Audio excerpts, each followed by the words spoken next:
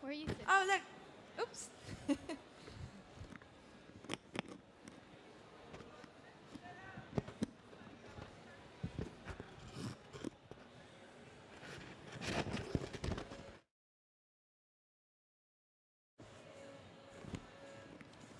Just start. Hi, everyone. Thank you so much for your time this afternoon. We know that it's late afternoon and it's post-lunchtime, so we're going to keep this really short and sweet. Hi, everyone. My name is Amina Grimman, and I'm the co-founder of Powder. Powder is the home of clean beauty in the GCC. We've been around since 2018, and we're here today to share some insights and trends with you all. So a lot of what we're speaking about is probably going to be a reiteration of some really common themes that you will have heard about throughout the day. But we're here to look at evolving beauty trends and the hyper-educated consumer. Yeah, what is the context for all of this? Well, the questions that we're really aiming to answer today, first of all, are who is this hyper-educated consumer? What motivates them? How do we effectively respond to their needs? And what is the context for their emergence? So, obviously, skincare is now mainstream, and we know that that's not really news, but we believe it's really important to highlight that this is one of the key factors that has shaped this hyper-educated consumer. I mean, you would have all seen these memes all over your social media. It's really hard to not to scroll today and not come across any of this. But is this still relevant? Absolutely. So there's a number of key trends that we want to look at to understand this new breed of consumer. And we'll just take a quick overview to see what we've observed in the last year and what we expect to dominate the beauty industry in the few years to come. So the first one that we're going to be looking at is healthification. So supplements have been around for a long time, but recently there's been a refocus on supplements, particularly those that are made with healthier ingredients, with more transparency, so the consumer can really do their research and get behind what they're taking as a supplement. There's also a trend towards skinimalism, which is using fewer products. In fact, an Avon study shows that now only 10% of women use 5 or more products. So gone are the days of the 10-step Korean skincare routine, and now it's all about less is more. And particularly after the pandemic, there's a sense of frugality, and consumers are really looking to invest in 1 or 2 key products that can multitask and that can address their skincare concerns without having to go overboard. At-home treatments are now firmly in the mainstream. I think it's one of those trends that's really hard to reverse once you've experienced the convenience and the high quality that a lot of at-home skincare treatments have to offer these days. So they're very much here to stay. And then, of course, the most important factor in shaping this hyper-educated consumer is sustainability. Sustainability is at the forefront of every consumer's mind at the moment. And research by the British Beauty Council actually shows that there's a very strong appetite among consumers for greater efforts to maintain sustainability. So that includes, for example, 90% wanting less packaging. You know, nobody wants to receive a box within a box, you know, with lots of bubble wrap anymore. 90% want clear instructions on how to recycle. And over 80% are looking for refillable products. And I think there's a lot of information at the moment around how the future of beauty really needs to be circular. And relating to this, consumers are all now very much interested in the supply chain. They'd like to understand, where are the ingredients in their product sourced from? Do they leave a negative impact on their environment? What is the supply chain? And so all of these trends have shaped the hyper-educated consumer, also known as the skintellectual. We all know them. They're pioneered by, but not exclusively, Gen Z. A lot of them are millennials. They are ingredient wizards. They know how to read an INCI list as well, almost as a professional formulator. And that's also, I mean, it takes us back to, you know, brands like The Ordinary and Inculist. Why have they remained so popular? It's because they have democratized ingredients and given, you know, the consumers access. Absolutely, precisely. Um, and you know, some of these intellectuals even maintain skincare spreadsheets. They're actually Google Sheets, so they're widely available online. You can go take a look and see what they're using. They're very methodical and empirical about measuring their approach to beauty, you know. They'll keep track of what products they're using and how their ingredients impact their skin. And they'll share all of that with the rest of the community. And a lot of them tend to be regarded as thought leaders and informal advisors in their social circles. So they will advise their friends on what products to buy, what ingredients will help them out. And in that sense, they're really shaping consumer trending on a macro level, consumer spending on a macro level. So this hyper-educated consumer is forever on a search for the truth. Over 50% of millennials are actually always researching the veracity of a product's claims before they make a purchase online, and only 20% of them really trust sustainability claims, which just shows that there is this great need for transparency. And this is in part driven by things like FDA regulations not needing brands to disclose ingredients that are under 10%, under 1%, in order of concentration. And they actually don't even need to disclose, as many of you will know, the ingredients of things like fragrance, because they're considered intellectual property. And all of this just creates a little bit of mistrust and encourages this hyper-educated consumer to go on their hunt for, you know, what they see as the truth. But who do they actually trust?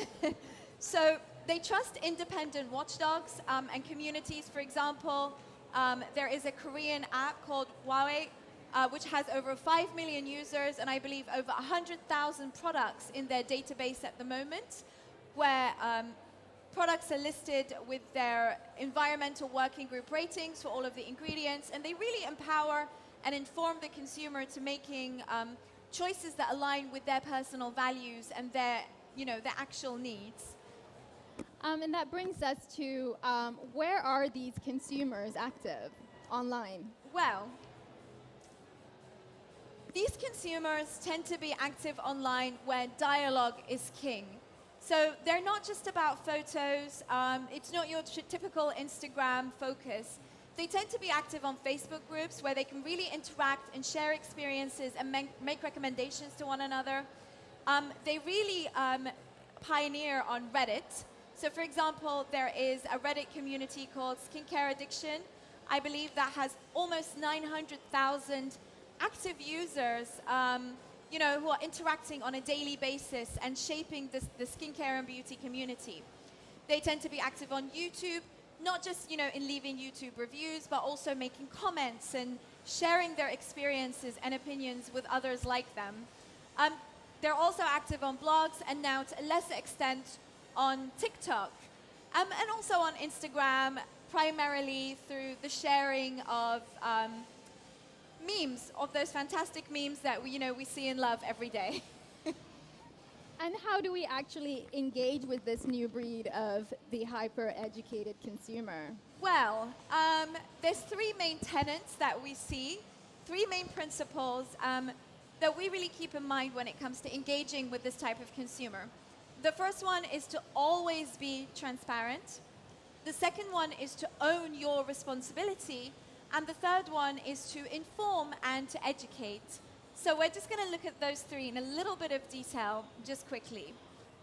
So transparency is valued above all else by the hyper-educated consumer. And actually, research has shown that 60% of consumers attach brand value directly to transparency, because that's how important it is. But, you know, what are the limits of transparency? What does transparency actually mean today? It means, you know, from A to Z, looking at the ingredients and the supply chain. Where are you sourcing your ingredients? Are you doing research around, you know, the environmental impact that they leave? Are you doing research about their marketing claims? Have you conducted empirical studies? Are you transparent about the size of those studies and the veracity of your marketing claims, these are very, very important to the consumer who doesn't always want things to be painted in a positive light. They actually develop a lot more trust when there's truth around, where a brand sees their weaknesses and areas of improvement. This also means transparency around social collaborations. This doesn't mean that social collaborations cannot be paid. And it also doesn't mean that there's reduction in the value of the social influencer. That's far from the truth. The hyper-educated consumer and a lot of skintellectuals in this category, they very much value influencer collaborations, because even from the reactions that they see online, they're able to make an assessment about the enthusiasm and the authenticity of an influencer's relationship with that brand or product. So as long as there's transparency and the brand is open about the relationship, then that trust can continue to be built. Absolutely. And this is particularly important when it comes to using terms like clean. Consumers are very wary of greenwashing, and so they don't want to know that something is clean. They want to know exactly what are the ingredients. By your definition, what do you consider to be clean? What ingredients are we talking about exactly? And what is your ethos? What are your values? These are incredibly important to the hyper-educated consumer. So the next one is owning your responsibility. And now consumers are policing the beauty industry, and that means just, pleading that you're unaware is really something that doesn't cut it anymore. And there was a recent scandal, wasn't there, with the Korean beauty brand, SPF? Yeah, so a third-party researcher actually conducted an uncommissioned study of a sunscreen, a very popular, much-loved sunscreen that claimed to be SPF 50, that broke through, ripped tidal waves through the skintellectual community online, when they discovered that actually this SPF that claimed to be SPF 50 was SPF 19. And this created a lot of mistrust. And, it unfortunately fell back on the brand for not making the effort to proactively conduct their research and really understand their supply chain, and to verify the claims of the manufacturers that they were using and that they were marketing under. And this is why actually it's so important to take ownership. So these brands immediately came out, took responsibility, made the changes that were necessary, and that's why they're still very popular brands. Exactly. So Crave Beauty is another popular Korean brand. Inspired by this SPF scandal, they actually proactively researched their supply chain. They conducted third-party tests of their SPF, and they found that it wasn't up to scratch. They took full responsibility. They, they owned it, and for that reason, they continue to be trusted by the consumer. And just like Amina mentioned, in Glossier, and in 2018, this was also experienced by Glossier, who somebody made a copy error online. They wrote that a mascara was vegan. Of course, the skintellectual community very quickly noticed that they have beeswax in the ingredients list. Of course, how can this product be vegan? But they took ownership. They immediately, issued a statement. They offered refunds, and they committed to that transparency. And so the community trust is still there. And the third key principle is to inform and to educate. So we know that this type of consumer, we know that they love and they devour information. They love to learn, they love to exchange ideas. So investing in really interactive, educational, informative content that they can share their opinions on, that they can learn from, is something that's very much appreciated by this intellectual, hyper-educated consumer community. Precisely. It's the same thing with Decium. I know we touched on it earlier, but a brand like that is constantly providing knowledge and guidance to their consumers. So consumers are extremely loyal. Exactly. They trust them so much because they're educating them. And, another way that a brand can do that is by allowing their consumers to really participate in or to share the brand or product creation process. So by inviting their feedback, by allowing them to be heard, and by constructively using the opinions that they collectively share online, a brand can really show strong engagement and build that trust with the community. And you know, there's other brands that also do this really well in terms of providing a customized experience for the customer.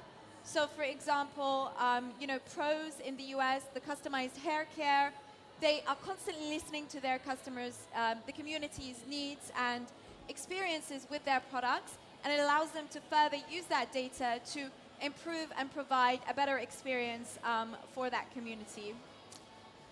And that, I think, actually concludes our presentation. We kept it short and sweet, like we said, but now we'd like to open the floor to any questions, comments, experiences. Anybody want to come up and share something? We're good? Okay, well, thank you so much for your time this afternoon, everybody. We hope this has been helpful. Thank you.